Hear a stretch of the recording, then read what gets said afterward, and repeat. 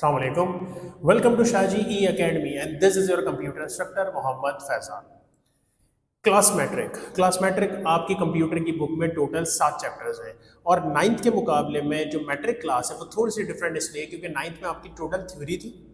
Matric में आकर आप जो है टोटल प्रोग्रामिंग की तरफ आएंगे, टेक्निकल काम करेंगे, समझने वाला काम करेंगे। याद करने का काम नाइन्थ के मुकाबले में कम हो जाएगा लेकिन समझने का ज़्यादा आ जाएगा। इसमें प्रोग्रामिंग होगी, इसमें एल्गोरिथम है, फ्लो चार्ट है, डेटा स्ट्रक्चर है, सारी चीज़ें।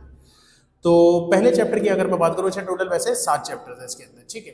तो पहले चैप्टर की अगर मैं बात करूँ तो पहला चैप्टर आपके पास है प्रॉब्लम सॉल्विंग एंड एल्गोरिथम। इसमें हमने इस चैप्टर को 8 लेक्चर्स में डिस्ट्रीब्यूट किया है। उन 8 लेक्चर्स में हम क्या क्या पढ़ेंगे? पहले लेक्चर में हम पढ़ेंगे प्रॉब्लम सॉल्विंग कहते किसको, ये प्रॉब्लम सॉल्विंग करते कैसे हैं। अब जब प्रॉब्लम सॉल्विंग को समझ लेंगे तो सेकंड लेक्चर में उसके प्रोसेस देखेंगे, उसके स्टेप्स देखेंगे कि एक एक करके प्रॉब्लम को सॉल्व कैसे किया जाता है। कंप्यूटर प्रॉब्लम की बात कर रहा हूँ, ऐसी बात है।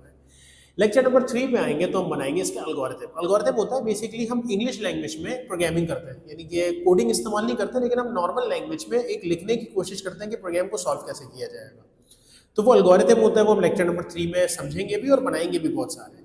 फिर लेक्चर नंबर 4 में हम उसको फ्लो चार्ट बनाएंगे, यानी उस एल्गोरिथम को जब ग्राफिकली रिप्रेजेंट किया जाता है तो कैसे रिप्रेजेंट किया जाता है, उसको फ्लो चार्ट कहते हैं। वो इंशाल्लाह हम लेक्चर नंबर 4 में समझेंगे और फिर उसकी एग्जांपल देखेंगे लेक्चर नंबर 5 में, एल्गोरिथम की भी फ्लो चार्ट की भी।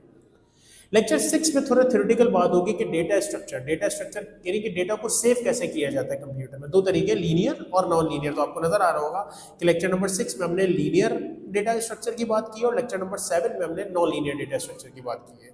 फिर 8 में हम एमसीक्यूज भी करेंगे, थोड़ा सा चैप्टर को रिव्यू करेंगे और फिर आप उसको याद करना शुरू करेंगे। तो होपफुली हम चीज़ों को सीक्वेंस में लेके चलेंगे, आप भी अपनी तैयारी को सीक्वेंस में लेके चलेंगे ताकि आपकी तैयारी भी अच्छी हो, कोर्स अच्छे से मुकम्मल हो जाए। स्टिल अगर कोई इशू होता है तो आप दिए हुए नंबर्स पर रब्ता कर सकते हैं, जो भी आपकी क्यूरीज उनको सॉल्व किया जाएगा और अगले चैप्टर की तरफ हम फिर चलेंगे इंशाल्लाह। So thank you so much, अल्लाह हाफिज़।